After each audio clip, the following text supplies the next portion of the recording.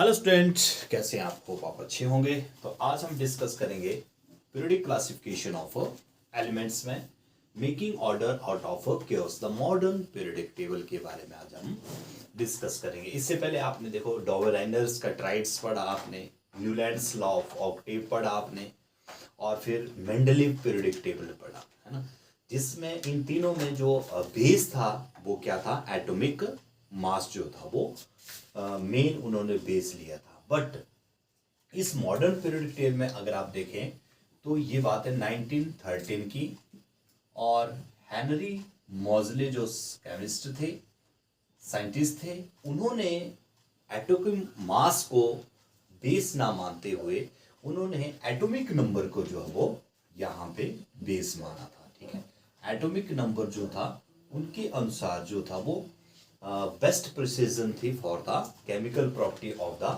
Element. ठीक है, तो एटॉमिक नंबर को उन्होंने आधार माना, एटॉमिक नंबर जिसको हम जेड से जो है वो डिनोट जो वो करते हैं ना। तो उन्होंने बोला कि एटॉमिक नंबर अगर हम बेस लेते हैं क्लासिफिकेशन ऑफ एलिमेंट्स में, तो उससे जो उस एलिमेंट्स की केमिकल प्रॉपर्टीज होती है वो ज़्यादा अच्छी जो है वो डिस्क्राइब जो वो की जा सकती है, ज़्यादा अंडरस्टैंडिंग जो वो उससे की जा सकती है ना। तो हेनरी मोज़ले ने भी क्या किया था? हेनरी मोज़ले ने जो मेंडलीव का जो टेबल था, क्लासिफिकेशन का जो टेबल था मेंडलीव का, उसको उन्होंने मॉडिफाइड किया और एटॉमिक मास की जगह एटॉमिक नंबर को जो वो आधार माना, है ना।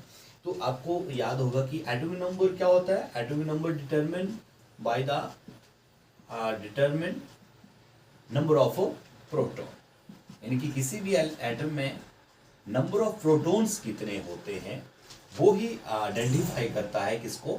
एटॉमिक नंबर को आइडेंटिफाई करता है, number of proton that are present in the nucleus, जो न्यूक्लियस के अंदर प्रोटॉन जो वो होते हैं, है ना। और एक एलिमेंट से जब दूसरे एलिमेंट्स की तरफ अगर हम जाते हैं, एलिमेंट्स टू एलिमेंट्स जाते हैं हम, तो हम देखते हैं वहां पे क्या इंक्रीज होता है? Proton, number of proton he increase जो वो होते हैं, और वो ही उसके एटॉमिक नंबर को डिटरमिन जो वो करता है, वो ही एटॉमिक नंबर जो वो आगे इंक्रीज होता है।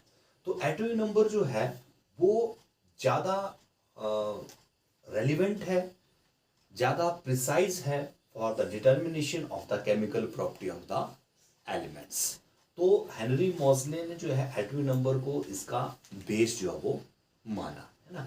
अब यहाँ पे देखने वाली बात क्या थी मॉडर्न पीरियोडिक टेबल में? देखो, जो मेन बात थी देखने लायक वो ये थी कि जो पीछे यहाँ पे लिमिटेशन रह गई थी, जैसे कोबाल्ट और निकल की यहाँ पे लिमिटेशन रह गई थी, है ना, कि कोबाल्ट और निकल को क्या प्रॉपर स्पेस पीरियोडिक टेबल में मिल पाएगा कि नहीं मिल पाएगा, जो कि पीछे जो मेंडलीव का पीरियोडिक टेबल था उसमें वो एक लिमिटेशन रह गई थी, है ना। एक तो ये देखने वाली बात है यहाँ पे।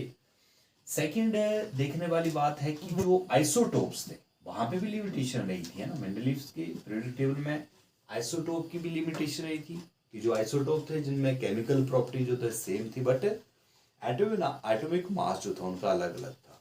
तो क्या यहाँ पे इस मॉडर्न पीरियोडिक टेबल में आइसोटोप्स को भी स्पेस मिलेगा कि नहीं मिलेगा, है ना।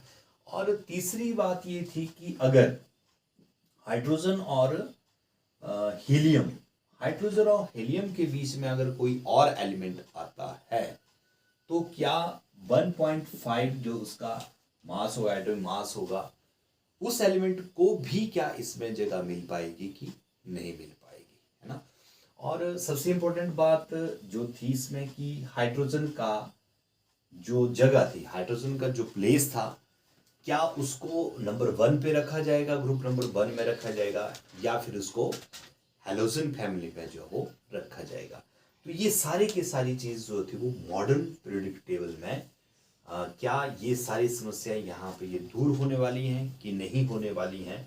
तो इस टॉपिक को हम आगे डिस्कस करेंगे हमारे नेक्स्ट वीडियो में। तब तक के लिए थैंक यू।